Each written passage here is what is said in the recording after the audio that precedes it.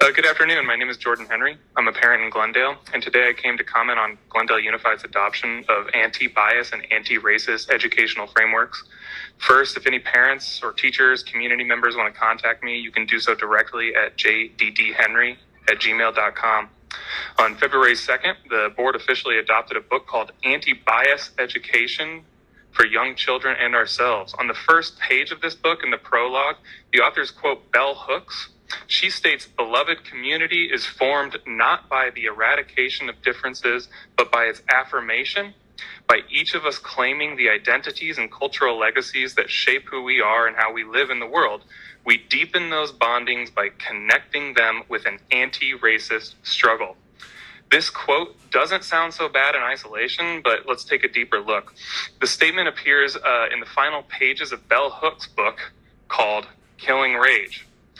And beloved community was actually a concept originally developed by Dr. Martin Luther King Jr., which Bell Hooks explicitly rejects. Earlier in Killing Rage, she writes, Martin Luther King Jr. imagined a beloved community where race would be transcended, forgotten, where no one would see skin color. From its inception, it was a flawed vision.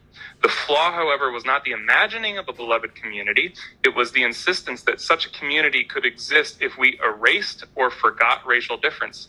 So let's just let that soak in a little bit. The board's primary source for anti-bias education quotes Bell Hooks outright, and her rejection of Martin Luther King's concept of beloved community, which she has perverted, and I'll explain why. She does not want a colorblind society, one where race can be transcended by universal human values. Instead, Hooks explicitly calls to affirm identitarian differences in anti-racist struggle. So let's define anti-racist struggle in her own terms. In Killing Rage, even though she states, even though Karl Marx was clearly racist in his thinking, this has never stopped Black folks who seek to radicalize their consciousness around the issue of class from engaging Marxism. An anti-racist agenda must be at the core of our movement if there is ever to be solidarity between women and effective coalitions that cross racial boundaries and unite us in common struggle. So she is very influenced by Marxism. By now, you might be wondering where she got the title of her book, Killing Rage. Let's turn to the first page, where she's sharing a story about her and her Black friend flying first class. There was a mix-up with the tickets, and a white man was actually assigned to her friend's seat.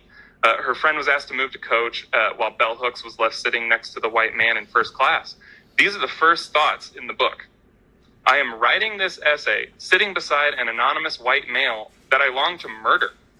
I stare him down with rage, tell him that I do not want to hear his liberal apologies. It is these sequences of racialized incidents involving Black women that intensified my rage against the white man sitting next to me. I felt a killing rage. I wanted to stab him softly, to shoot him with the gun I wished I had in my purse. And as I watched his pain, I would say to him tenderly, "Racism hurts." I leaned toward him with my legal pad and made sure he saw the title written in bold print, Killing Rage.